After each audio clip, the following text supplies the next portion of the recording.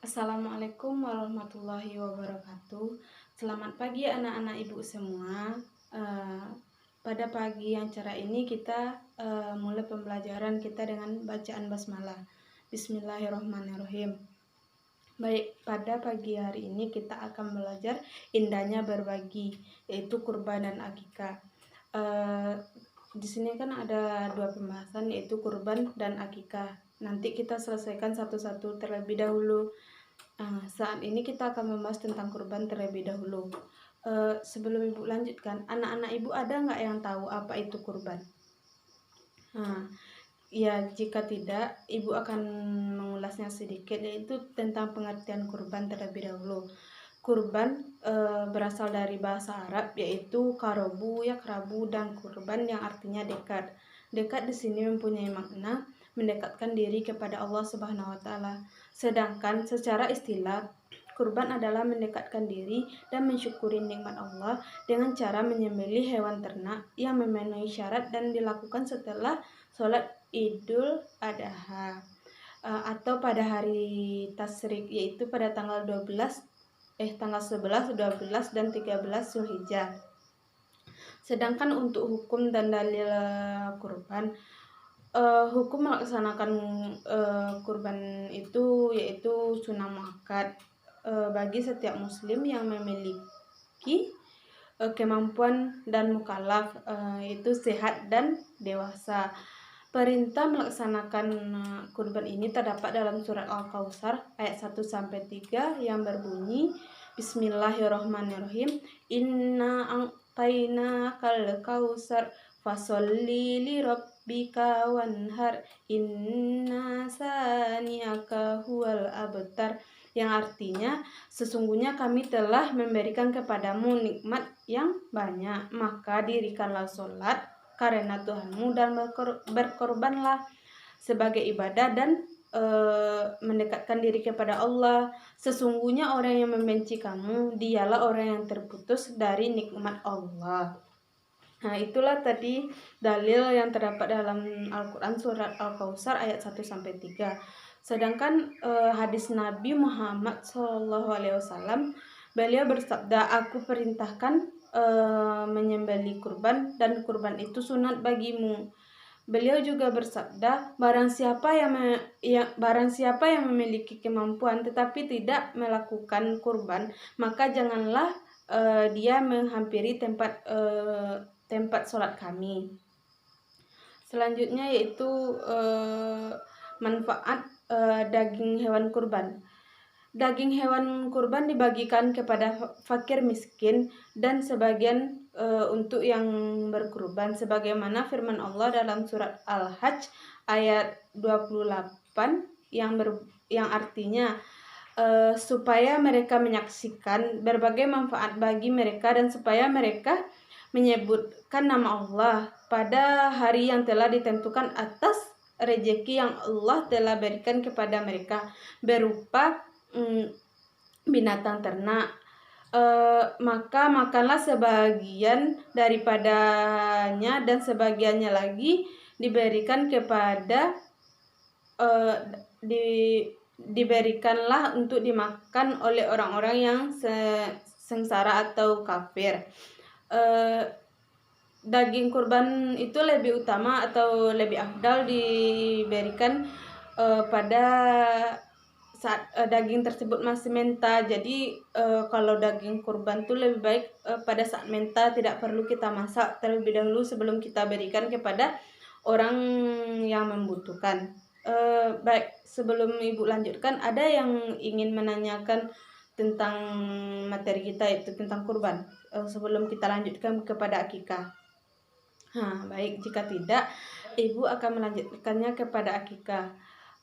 Untuk pengertian akikah itu sendiri, akikah itu berarti bulu atau rambut kepala bayi yang baru lahir, sebagaimana yang disebutkan dalam kitab Kifayah Al-Khair juz 2 halaman 242, yaitu akidah menurut bahasa berarti rambut yang tumbuh pada kepala bayi ketika dilahirkan oleh ibunya. Sedangkan menurut istilah akikah adalah menyembelih hewan dengan syarat tertentu, sebab kelahiran anak sebagai bukti rasa syukur kepada Allah Subhanahu wa taala. Untuk hukum dan dalil akikah. Hukum akikah adalah sunnah muakkad. Maksudnya adalah sangat dianjurkan bagi setiap orang tua muslim dan berkemampuan mengakikahkan anak. Adalah perbuatan yang sangat disukai Allah Subhanahu wa taala. Hal ini juga membuktikan rasa kasih sayang seorang orang tua terhadap anaknya. Dasar hukum perintah akikah adalah hadis yang diriwayatkan oleh sahabat Sumarah. Dari Sumarah radhiyallahu, Rasulullah SAW bersabda, setiap anak yang baru lahir masih tergadai sampai disembelihkan baginya akikah pada hari ke-7 dia lahir, dan hari itu juga hendak dicukur rambutnya dan diberi nama. Hadis lain juga diriwayatkan oleh Nabi Muhammad SAW, bersamaan dengan anak terdapat hak untuk diakikahi, maka tumpahkanlah darah baginya dengan menyembelih binatang, dan buanglah penyakit atau kotoran darinya dengan mencukur rambut di kepalanya. Dari hadis di atas dapat diambil kesimpulan bahwa proses ibadah akikah itu menyembelih hewan juga disyariatkan untuk mencukur dan memberi nama yang baik bagi seorang anak yang baru lahir. Nah, tadi kan Ibu sudah menjelaskan tentang pengertian dan hukum dan dasar landasan akikah itu. Apakah ada yang ingin ditanyakan? Baik, jika tidak, kita akan lanjut dengan pemanfaatan daging hewan akikah. Berbeda dengan hewan kurban yang dibagikan saat mentah, sedangkan daging akikah itu lebih afdal atau disunahkan dibagikan setelah dimasak. Dalam kitab Kifayah Al-Khair juz 2 halaman 243 diterangkan bahwa yang pertama itu menurut Imam Rafi'i, daging akikah itu yang sudah dimasak lebih utama jika dibagikan langsung ke rumah-rumah fakir miskin. Yang kedua menurut Imam Syafi'i, boleh mengundang fakir miskin ke rumah untuk menikmati daging akikah yang sudah dimasak. Nilai lebih ketika daging tersebut langsung diantar ke rumah fakir miskin itu, semua keluarga fakir miskin tersebut bisa menikmatinya. Kalau nilai lebih memanggil orang-orang tersebut ke rumah, yaitu dalam memanggil orang-orang ke rumah dalam acara walimah akikah tersebut, mendapatkan waktu untuk silaturahmi gitu, dan anak juga mendapatkan doa-doa khusus ketika bayi dihadapkan dan diminta doa kepada orang-orang yang hadir. Selanjutnya kita akan membahas tentang keutamaan hewan kurban dan akikah. Jadi ketentuan hewan untuk kurban dan akikah banyak persamaannya. Dalam hal ini Abu Yahya Zakaria Al-Ansari menyatakan akikah menyerupai kurban. Banyak hal yang diantaranya jenis hewannya, umurnya, dan kebugarannya.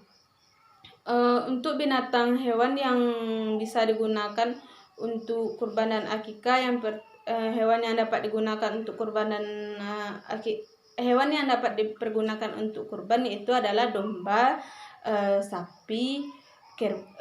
domba, kambing, sapi, dan unta. Sedangkan hewan untuk akikah itu kambing.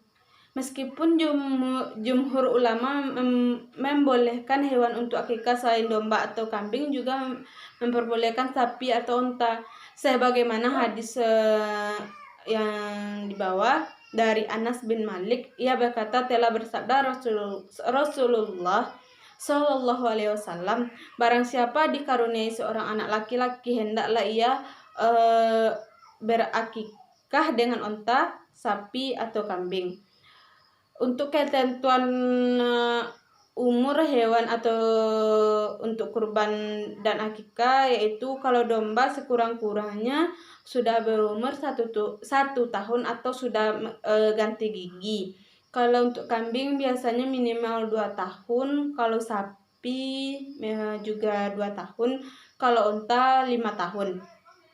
Jadi ketentuan jumlah hewan untuk kurban dan akikah, yang pertama itu jumlah hewan untuk kurban adalah kalau domba itu bisa untuk 1 orang, tapi kalau untuk sapi atau kerbau atau unta itu dipotong bisa untuk 7 orang yang berkurban di sana, sebagaimana hadis Nabi Muhammad SAW riwayat Imam Muslim, yang artinya dari Jabir bin Abdul berkata, kami telah menyembelih kurban bersama-sama Rasulullah SAW pada tahun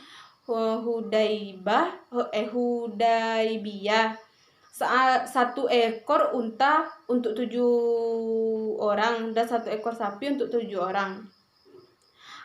Jumlah hewan untuk akikah sesuai sunnah Nabi Muhammad SAW,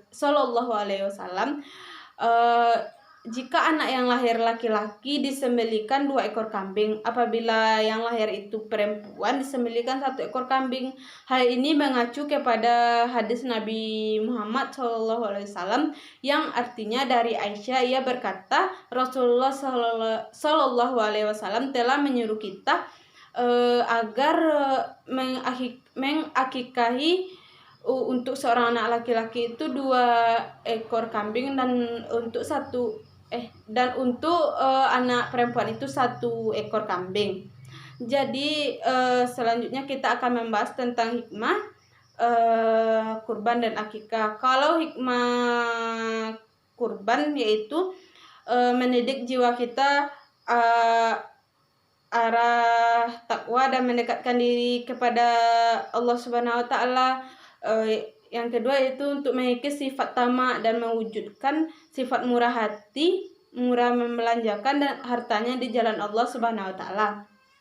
Selanjutnya menjalinkan hubungan kasih sayang sesama muslim. Selanjutnya membangun persahabatan dan mewujudkan kesetiakawanan. Yang selanjutnya untuk meningkatkan gizi masyarakat. Kalau untuk hikmah akikah, yang pertama terjalinnya hubungan batin antara orang tua dan anak. Yang kedua, anak dapat memberi pertolongan kepada orang tuanya pada hari kiamat. Yang ketiga, terjadinya hubungan baik dengan tetangga dan fakir miskin. Yang keempat, saling mendoakan antara semua.